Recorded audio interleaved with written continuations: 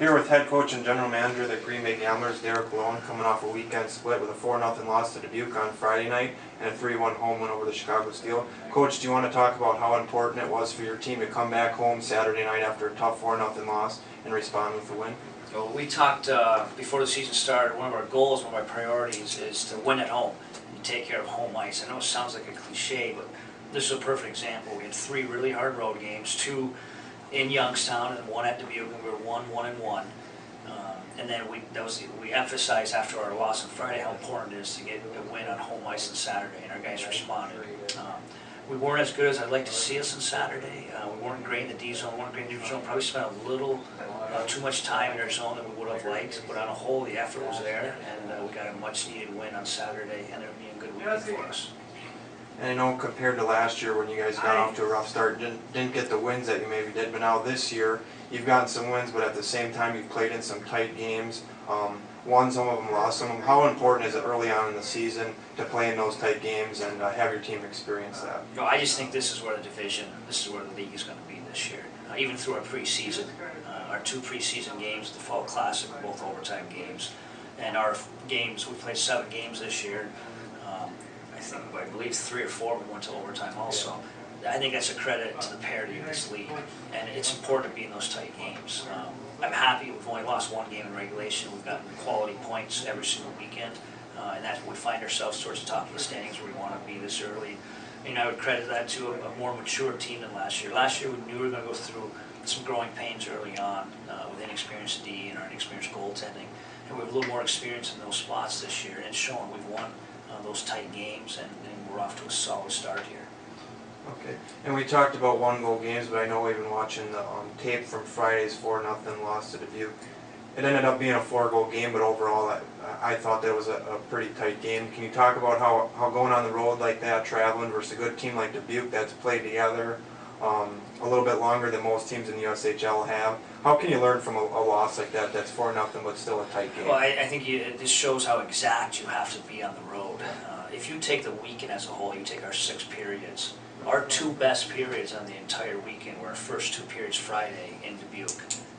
We were 0-0 through 1, and they were down 1-0, and we were the team putting some pressure on. We had a couple of dynamite chances on the power play, and their guy out of the penalty box on the clear literally scores, put them up 1-0.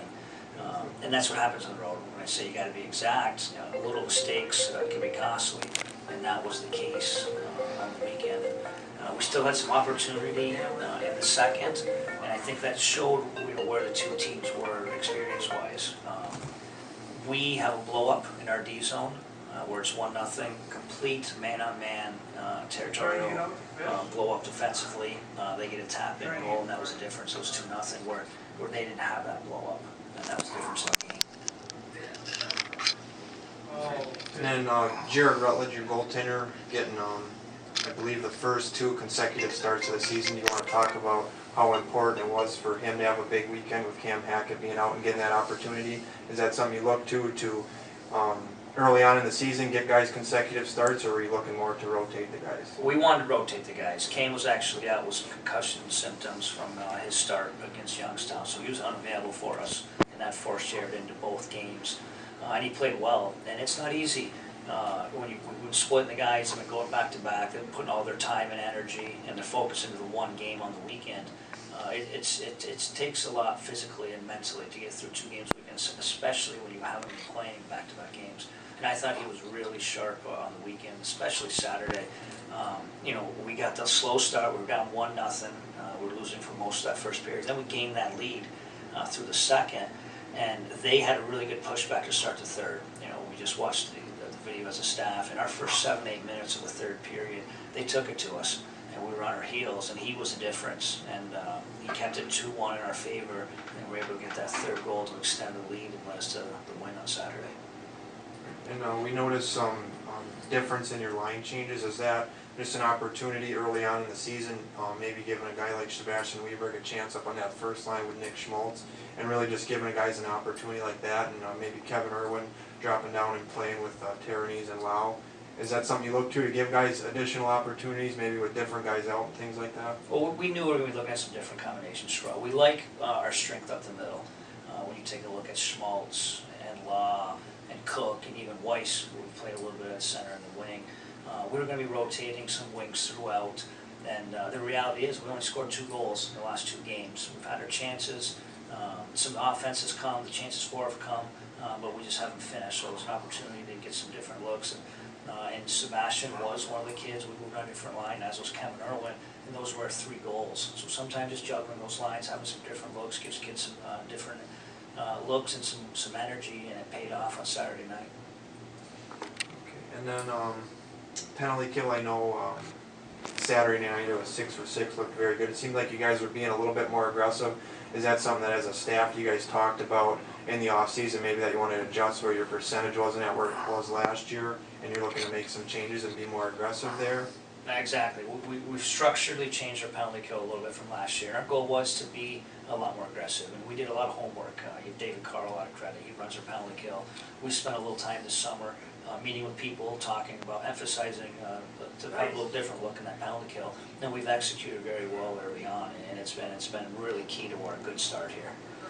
Okay. And then you talked about puck management, especially in a Saturday's night game. When a player makes a mistake in the defensive zone, is that something that you got to get on him hard about right away? Or if he's trying to make a positive play, you know it just doesn't go right, as a staff or as the head coach of the team, do you really have to get on a player about that, or do you kind of got to like pick and choose the situation? No doubt, pick and choose, and it's a field thing. And these are still young kids going through development, and you know, I go through Kevin Irwin's turnover. I mean, Kevin's approaching 200 games in the United States Hockey League here, and 3 minutes into protecting a 2-1 lead into the third period, he throws what we call a pizza right through the middle of the ice, game, a dynamite scoring chance. Nothing need to be said to Kevin. And even you know, our young guys that keep making mistakes through the middle of the ice. At times we need to correct it. Maybe a little more sense of urgency. Maybe the read of why the puck management was poor in that situation. But a lot of that's done through video and throughout the week. Right. And then still going a little bit off on Saturday night game. I know Chicago, you guys beat them earlier 5-1 in the season, and then you guys traveled Friday night to Dubuque and then had to come back home where they only had 1 game on the weekend. And it really seemed like you guys got Chicago's best shot. You already spoke about it a little bit, but you just want to speak about the parity in the league and how a team like Chicago, sitting at 0-5, but still watching them play, they're going to be a competitive unit. Just how tough the Eastern Conference is going to be. Yeah, well, both times we played that, scoring chances were probably similar throughout. Even probably when we won 5-1 in Chicago, they probably outchanced us. So it's going to be tight. I mean, I'm telling you, that's going to be the look all year long. There's going to be a lot of 1-goal hockey games. Every point you can get is going to be important. And that's why Saturday was very important to get 2 points. And we've had points every single weekend. That's our goal every weekend. That's why we're sitting in a really good spot. And then going into this next weekend, you only have the home game on Saturday against Muskegon. Do you guys take a different approach to that, knowing that you have only that 1 game on Saturday? Obviously, you'll get another day of preparation, but you guys work them a little bit harder early on in the week here, knowing that you only have that rare 1-game weekend? We actually talked about it after the game on Saturday. It will be a different approach this week, focusing in on the 1 game. We'll probably spend a little more time focusing on our opponent and what they do and getting better in some areas. I know last year, I think on 3 different occasions, we only had the 1 game on the weekend, and we had a different approach going into that 1 game, and we had good results from them. So I'm hoping to get the same focus all week, concentrating on that 1 opponent, and it's a good one, and it's a good measuring stick on where we're at. We played Muskegon in our own rink a couple weeks ago. We played well that night, ended up losing in a shootout, but it'll be a good parameter on where we are compared to a team like that 2 weeks after seeing them. Okay, so compare that to maybe later on in the year where you're into March or so and the guys might be a little bit tired. This, do you focus more on really getting after the guys and making them accountable and working on some things where maybe in March it might be more of a maintenance day or maintenance week? No, and that's good insight. We will spend a little more time harder on Tuesday and Wednesday, knowing we have Friday off this week, and 2 of our Tuesday, Wednesday practice will be a little longer, a little more emphasis on defense, our D zone, structurally D zone, our funnelings and things like that, and a little more body contact. We'll have a lot more competing, a little more battling those 2 days, where as the year extends and drags on, practices will be a little bit shorter, they'll be structured a little bit differently. So this is an opportunity for a type of week, a type of practice like that.